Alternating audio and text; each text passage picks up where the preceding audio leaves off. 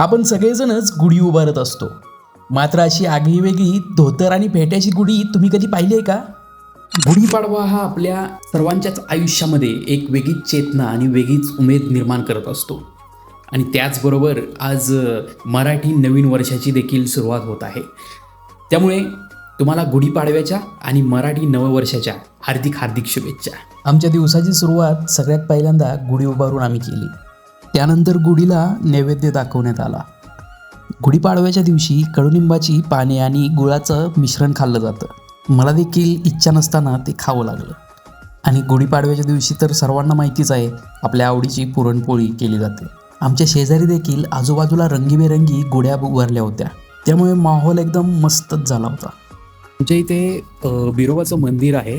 त्या मंदिरामध्ये जवळजवळ खूप वर्षापासून परंपरा आहे की धोतर आणि बिरोबाचा फेटा गुढीमध्ये उभारला जातो.